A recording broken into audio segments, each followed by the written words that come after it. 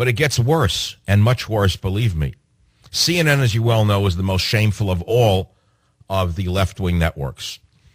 This guy who I call the slimy limey, Piers Morgan, invited me on the show several times. I've rejected him every time because I distrust him. He's a lizard, and I happen to like reptiles. But this is a slimy reptile of the lowest order. He had Hitler on his show last night. Mahmoud Ahmadinejad Hitler was on Piers Morgan, and I want you to listen to what this lowlife asked the most dangerous genocidal maniac on the planet. Listen to clip 1. How many times in your life, Mr. President, have you been properly in love?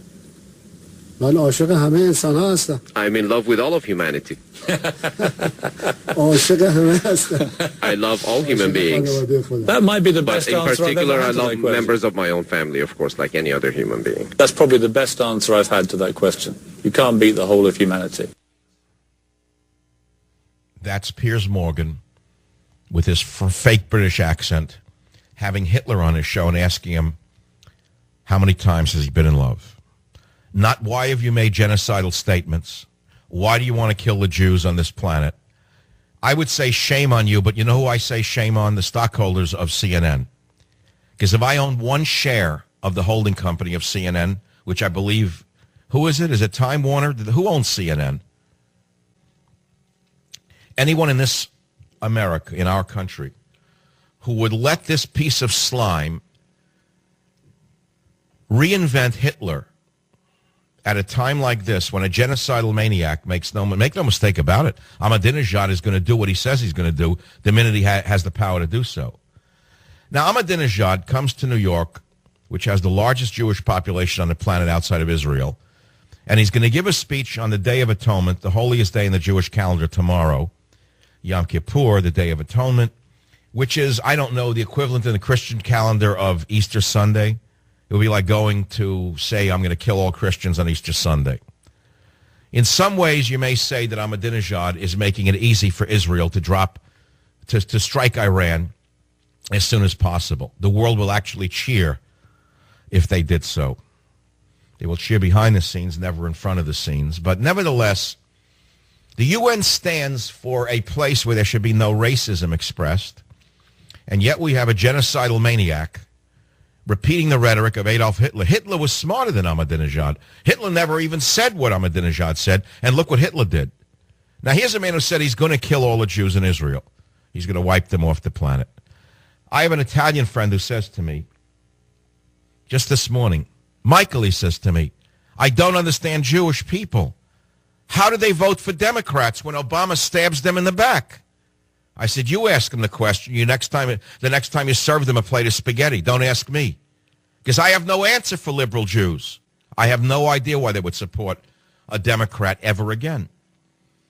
Now, Ahmadinejad went further in one of his speeches, and he said that Israel is first he said Iran's been around for 6,000 years or more, which it has been. Of course, he had nothing to do with the creation of Persia. He would have you believe he created Persia. But most Iranians I know call him a Turk, not even an Iranian, incidentally. But that's a separate story. Ahmadinejad is to Iran what Hitler was to Germany. Hitler was an Austrian, and they say Ahmadinejad is really of Turkish descent. He's not really an Iranian. And yet he is making the Iranian people an embarrassment on the planet. He then went on to say that although Iran has been around 6,000 years, which it had been as Persia, of course, it has been a great nation until, of course, the mullahs stole it from the people with the Iranian Revolution caused by Jimmy Carter. He then said Israel has no history in the Middle East. Israel didn't even exist, he said, before 70 years ago. And it has no relationship to the area in which it exists. Well, I'll remind the genius from Iran that Jordan was created in 1946. The United Arab Emirates was created in 1971. Some other Muslim nations that were created recently are Pakistan, created in 1947. Brunei, 1984. Bangladesh, 1971. Bahrain, 1971. But you don't hear people getting up at the UN saying Pakistanis have no connection to Pakistan and the nation should be wiped off the planet. Bahrain, created in 71. Bangladesh, 71. Brunei, 84. Pakistan, 47. Qatar, 71. UAE, 71. Jordan, 1946. Other nations created since 1940 are the following. Israel, of course, was created in 1947 by the United Nations, but Jews have been in the area at least since biblical days.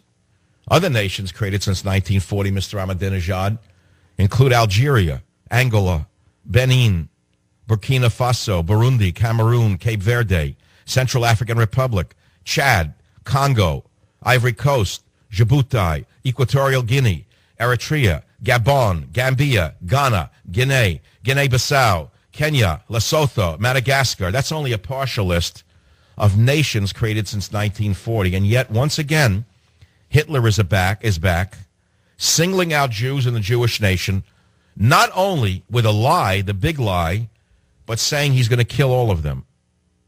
And our president goes to the UN and doesn't say one word about any of these things. Instead, he begs this band of gangsters in silk suits who live out of the American taxpayers' hard work, and he begs the audience of gangsters at the UN to forgive him for the video, when we all know the video had almost nothing to do with the blow-up of the Arab Spring, which is Obama's greatest failure, and he has many failures. This is the end of Hillary Clinton's reign. Her Arab Spring blew up in her face, and yet they're going through the big lie of video, blaming the video for Muslim violence, when the country itself, where the violence occurred, said it had nothing to do with the video. Nothing. But Obama continues the big lie. Ahmadinejad continues the big lie. You know, it'd be like Hitler was on CNN and Piers Morgan, the slimy limey, instead of asking him about the boxcars, the genocide that we hear is going on in the death camps, Piers Morgan, that filthy reptile, says, Mr. Hitler, when did you decide to become a vegetarian? Mr. Hitler, what is your favorite Bavarian pastry? Mr. Hitler, do you and Eva plan to tie the knot at some time in the future? Mr. Hitler, what was the hardest thing about growing up in Austria? Mr. Hitler, what is your favorite vegetarian dish? That's Piers Morgan on CNN. Jews of America, earn it. Get your money back. You got to vote with your money. I don't know how much. What do you have left? You have no democracy. You have no republic. You have no borders, no language, no culture. All you have is your financial power. You can buy things or not buy things. You can watch things or not watch things. You can listen to shows or not listen to shows. You can send them a letter. Tell them you're not going to go, but you're never going to ever buy that stock again as long as they have an appeasal like Piers Morgan on it. And they can get rid of Wolf Blitzer at the same time. You see, networks of that size have an obligation to humanity. They have an obligation. They're not just in business for ratings. They're not just in business for entertainment. They're not just in business for fun. That's a public airwave. And they have an obligation to humanity. And when you have a genocidal maniac sitting in your studio and you have a chance to say to him, why do you continue to repeat genocidal statements about Jews in Israel? Instead, you ask him who he loves. You are committing genocide. You are, what's the word for it? There's a word for it that's escaping me. I'm so angry right now. There's a word for it. Enabling. You're enabling genocide. Piers Morgan is enabling genocide. I want you to listen to the drug addicts at the Madonna concert when she says we have a black Muslim president, and listen to the drug addicts cheer. Listen. We have a black Muslim in the White House. Now that is amazing. That means there is hope in this country. And Obama is fighting for gay rights. Isn't that great?